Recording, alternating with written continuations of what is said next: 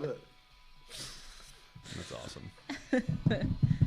And I couldn't stop laughing. And then Alexis is like, I got to video that. And then she sent it to me, and I was like, I need to post this to the world because this is funny. Perfect, right?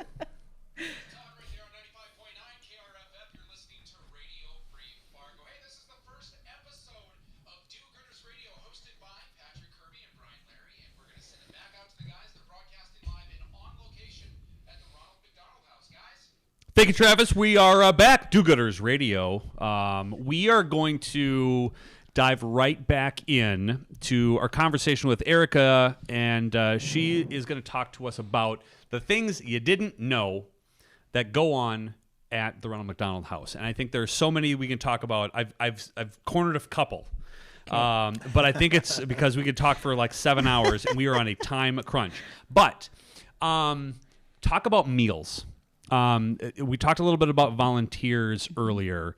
One of the coolest experiences that I've had is coming here and prepping food for families as sort of a group. Okay. And you can do that often. Why do you do it? What is this program? Why is it so unique to the experience of being at a Ronald McDonald House? Well, thanks for doing that. You're very welcome. Our meal program is our biggest volunteer opportunity. So we try to provide a home-cooked meal by volunteers every night of the week. Yeah. It's one of the things that our families have always mentioned as making a big difference. At the end of the day, after being at the hospital all day long, being able to come back to a home setting and have a warm, home-cooked meal cooked with love by volunteers just makes such a big difference. You know? I just want that every day myself, period. Yeah. You know, so it's got to be kind of amazing. awful actually working here because you leave every day and it smells delicious. And then you go home and you're like, nothing I'm going to make is going to smell that good. Microwave dinner, here we go, baby. So it just makes a big difference that we're able to provide a meal. You know, families don't have to pay for a meal every night or, you know, eat from the cafeteria or eat from a vending machine. They can just come and they can have, you know, a delicious tater tot hot dish or some really good tacos. We should have done this over lunch. No, I know. Terrible topic to do with your lunch hour. Sounds really good right now. It really got me thinking, I want some tater tot hot dish tonight. So. And we have some baker volunteers that come in and make cookies and cake and, awesome. You know, all of that stuff always goes like in an instant because it's just that comfort food that just gives you a little bit of energy at the end of a long day. I mean, these people are going through so much. And if we can provide everything else and so that they can focus on their child, we want to do that. Part of the other thing too is they have their own space for refrigerator, pantry stuff too. So if they want to make it themselves, they want to do something, breakfast or whatever, they can do that, right? It's their own space. Absolutely. One thing that we saw in our previous location was, you know, we've had this meal opportunity for volunteers for several years, but we found sometimes in our smaller spaces that the families might have felt like they were in the way or the volunteers felt like they were in the way of the families. So when we built our new space, we actually have 2 separate spaces that are right next to each other. So the volunteers have their own cooking space and they can kind of take over that kitchen. So if there's a group of 10 people cooking, it doesn't take up the whole space of the kitchen. If a family wants to come in and, you know, sometimes all you want is that like ham balls that your mom, and nobody knows what ham balls is. That example, because nobody else knows what that is. But if somebody wants to make their own ham balls, they can because they have a space. I love it. All right. Hold on. Let me ask this question. So that volunteer, how do you become that volunteer to do that, to come in and cook food for these families? Just give us a call. We have a calendar on our website, too, that talks about what days are available. Okay. And, you know, we're really lucky. We're probably about a month out right now. And so this community is just amazing and Yes. stepping up to that opportunity. We ask if they can to provide a meal for about 12 adults. Okay. Because we are full often, but you see, sometimes not everybody is going to come and eat, or, a lot of times, frankly, if you tell people to cook for 12, they're going to cook for 24 anyways. Right. So they just give us a call, Yep. and, we find a date that works for them and is free on our end, that we don't have another meal already happening. Yep.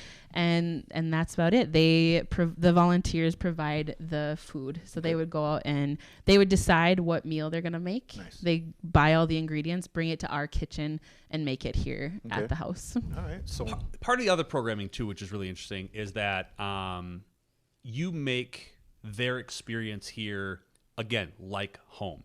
So I know you were talking about bringing joy during a really stressful part of your life. What kind of other things do you provide, or are you always coming up with ideas on how to make it less stressful in like just a total stressful place? Our director of family services is kind of just in charge of our programming. And so in our new space, we actually have space to do things. Okay. So in the fall, we were able to start some of these things. We have a therapy dog that comes in a couple times a month. At Halloween, we did pumpkin painting. We have volunteers that came in and brought all the supplies to make tie blankets with our families. Nice. We have a volunteer that is going to massage therapy school, and so actually comes in every Saturday from noon to 4, and families can just sign up for a free massage. Between now and July, I think they're doing that every week. Yeah. So food. we try to place to stay. Yeah. Massages. I mean, it sounds great. yeah, it sounds amazing. That really does have this sort of like, okay, I'm going to de-stress my entire life. Literally. And you providing it. That's the incredible part about this. It's ridiculous. And almost every opportunity that we provide is provided by volunteers, which is just amazing. It really is. As I'm sitting here listening to this, I'm thinking that if I had a child, over there, being able to have everything you said given to me right now, I could literally just focus on that child. I wouldn't have to worry about anything else. And to me, that would be the most amazing feeling in the world, I guess. And that's really what we hope for. Yeah. Every family that comes in gets a welcome bag that includes a lot of your toiletries or things you might have forgotten. Yep. Every family gets a quilt or a blanket. And that's just more of those comfort things that we want to provide. And really the biggest part about the house is having that support system of other families that are going through a similar situation that you can talk to them about, or you can talk to our staff, you can talk to our volunteers. And when you're away from home and you have a sick child, separately, those things are stressful, but together, just having that little bit of joy makes a big difference. Yeah, I would say so.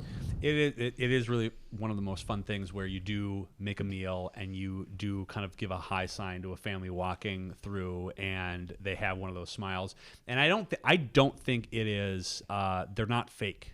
They're like actually I'm going through this with you. going through this with you. Yeah, and they have this unspoken word between the hey, if you ever need anything, we're here.